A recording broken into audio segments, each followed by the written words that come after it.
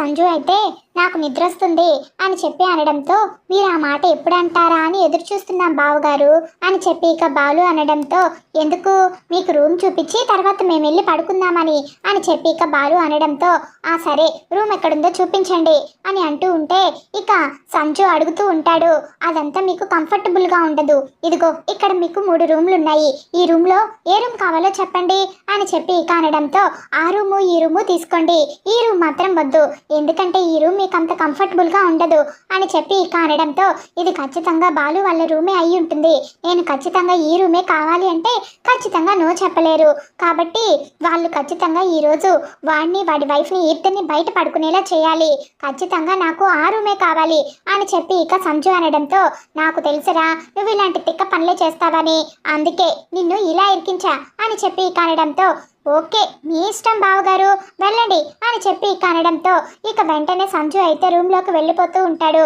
ఇక ఆ తర్వాత ఏ అనుకుంటూ మనోజ్ అయితే వెనకాల వెళ్ళబోతూ ఉంటే ఇక బాలు అయితే ఆపుతాడు. ఏంట్రా నా రూమ్లోకి పంపించా వాళ్ళని అని అంటూ ఉంటే అనుకున్నదొక్కటి అయినదొక్కటి అంటూ బోల్తా కొట్టిందిలే బుల్బుల్ పిట్ట అంటూ ఇక రవి బాలు ఇద్దరు కూడా పాట పాడుకుంటూ వెళ్ళుకుంటూ ఉంటాడు. ఇక మనోజ్ అయితే పరిగెత్తుకుంటూ ఇక రోహిణి దగ్గరికి అయితే వస్తాడు. సంజయ్ మన రూమ్లోకి పంపించాడు వీళ్ళిద్దరూ కలిసి అని చెప్పి ఇక అనడంతో అదేంటి ఇప్పుడు మేము ఎక్కడ పడుకోవాలి అని చెప్పి ఇక హాల్లో ఉన్న సుశీలమ్మ దగ్గరకు వచ్చి అందరూ అయితే గొడవ పడుతూ ఉంటారు. ఇక వెంటనే ఏంట్రా అక్కడ పడుకోవాలి ఇక్కడ పడుకోవాలి అని చెప్పి గొడవ పడ్డా అందరూ చక్క మేడ మీద పడుకుందాం పదండి, చిన్నప్పట్లాగా కబుర్లు చెప్పుకుంటూ హాయిగా చందమామ కథలు చెప్పుకుంటూ బాగా మాట్లాడుకుంటూ ఎన్నాళ్ళైందో అలా మాట్లాడుకొని అని చెప్పడంతో ఆ సరే బామ్మ నీ పక్కన నేను పడుకుంటాను నీ పక్కన నేను పడుకుంటాను అని చెప్పి ఇక చిన్నపిల్లల్లాగా అందరూ అయితే గొడవ పడుతూ ఉంటారు.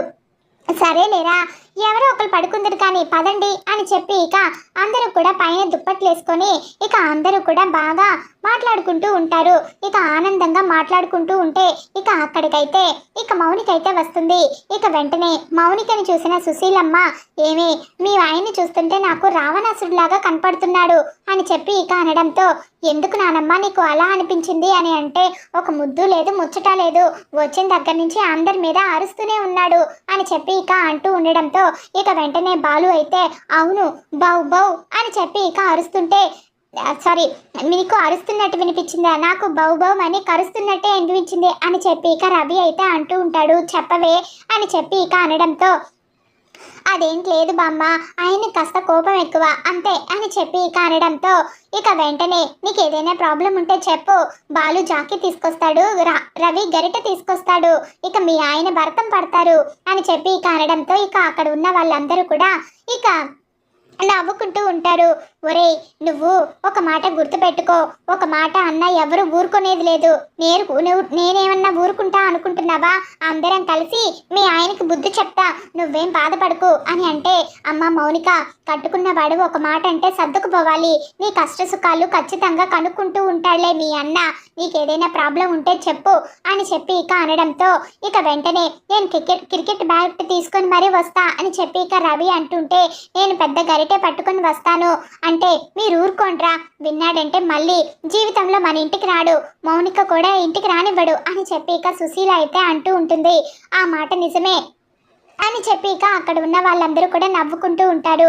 మనోజ్ అన్న ఎక్కడో ఉంటే బాగుండేది అని చెప్పి ఇక మౌనిక అంటుంటే వాడు పైన పడుకుంటే మధ్యరాత్రి దెయ్యం వచ్చి గుండెల మీద పడుకుందంటాడు, అందుకే దెయ్యం అంటే గుర్తొచ్చింది, ఉగాది పండుగకి బామ్మ వాళ్ళ ఇంటికి వెళ్ళినప్పుడు సరదాగా ట్రూత్ డే దగ్గర రాత్రిపూట మనోజ్ అన్నయ్యని బయటకి చెట్టు మీద వండుకొని కోసుకొని రమ్మన్నాడు.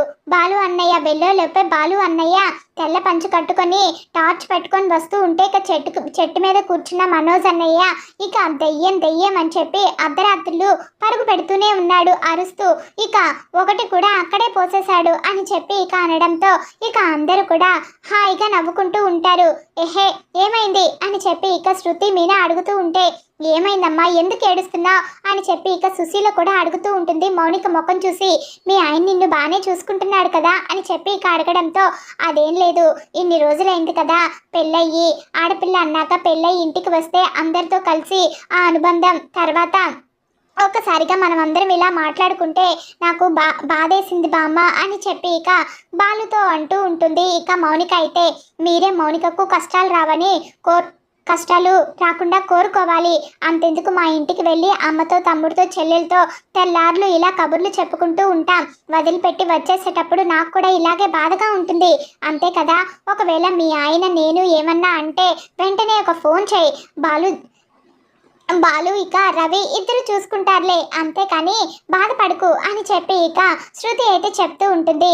ఇక రవి అయితే ఇక పైకి అయితే వస్తూ ఉంటాడు. ఇక పైకి వస్తున్న రవి అయితే ఇక వీళ్ళందరి మాటలు విని ఇక నా మీద జోకులు వేసుకుంటూ నవ్వుకుంటూ ఉంటున్నారా అని చెప్పి ఇక చాలా కోపంగా ఫీల్ అవుతూ ఉంటాడు. ఇక అక్కడే ఆగిపోకుండా పైకొచ్చి ఇక మౌనికగా అయితే పిలుస్తూ ఉంటాడు. ఇక మౌనిక పిలవడంతో రా బాబు, వీళ్ళందరూ చిన్నప్పుడు ఇలాగే కలిసి కబుర్లు చెప్పుకుంటూ ఉండేవాళ్ళు, నువ్వు కూడా కూర్చో అని అనడంతో లేదు నేను వెళ్తున్నాను, నాకు నిద్ర వస్తుంది ఇక అనడంతో ఇక మౌనిక కూడా ఇక అతని వెనకాలే వెళ్తూ ఉంటుంది. ఇక మౌనికని కాసేపు ఇక్కడే ఉండనివ్వండి అని చెప్పి ఇక బాలు అనడంతో లేదు నేను ఎక్కడ ఉంటే మౌనిక కూడా అక్కడే ఉండాలి అని చెప్పి ఇక వెనకాలే తీసుకెళ్తూ ఉంటాడు.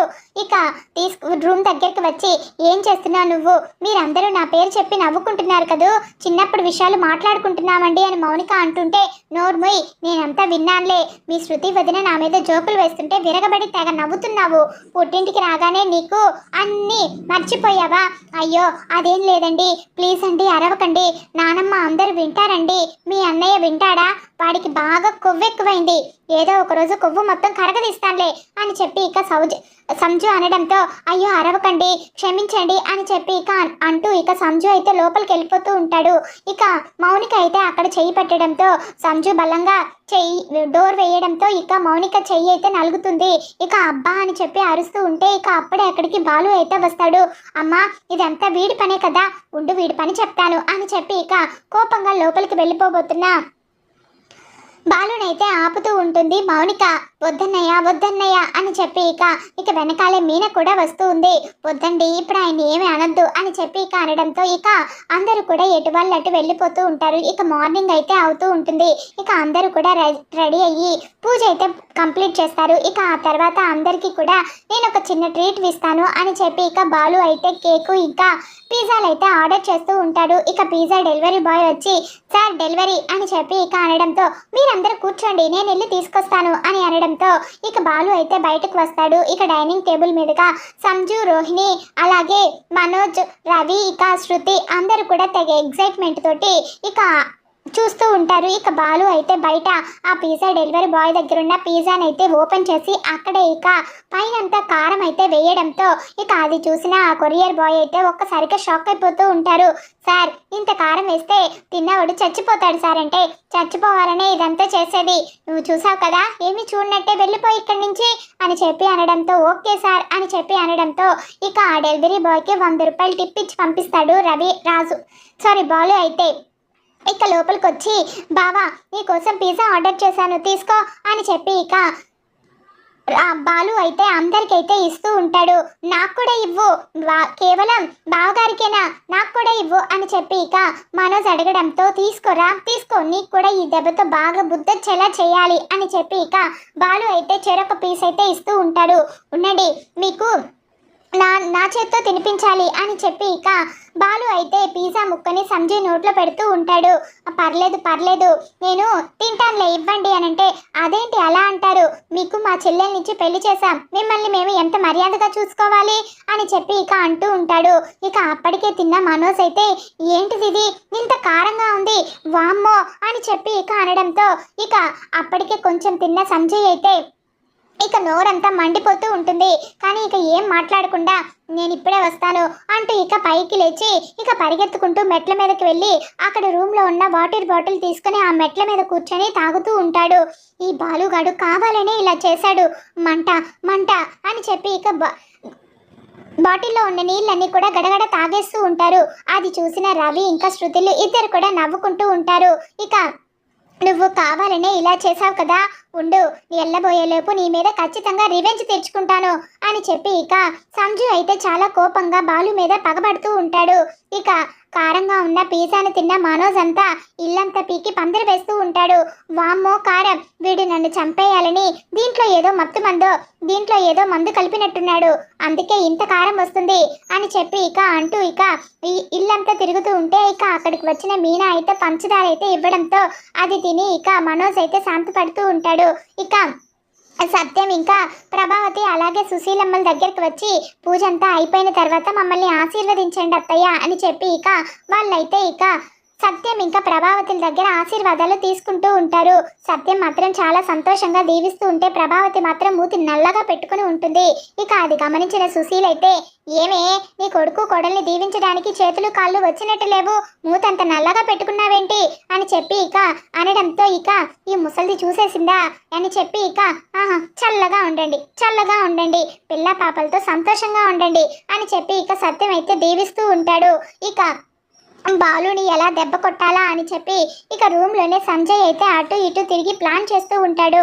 ఇక వామ్మో, ఇంకెప్పుడైనా బావగారికి ఏదైనా ఇస్తుంటే తొందరపడి మాత్రం తినకూడదు, ఈ బాలుగాడితో చాలా జాగ్రత్తగా ఉండాలి, నన్ను చంపే ప్రయత్నాలేదో మొదలు పెట్టినట్టున్నాడు అని చెప్పి ఇక మనోజ్ అయితే అంటూ ఉంటాడు. ఇక ఈ ఇల్లంతా ఇంత సందడిగా చూసి సుశీలమ్మ అయితే చాలా సంబరపడిపోతూ ఉంటుంది. ఇది ఫ్రెండ్స్ ఈరోజు వీడియో. నచ్చితే ఖచ్చితంగా లైక్ చేసి సబ్స్క్రైబ్ చేయడం మాత్రం మర్చిపోవద్దు. మీకు ఎలా అనిపించిందో కామెంట్ కూడా చేయండి.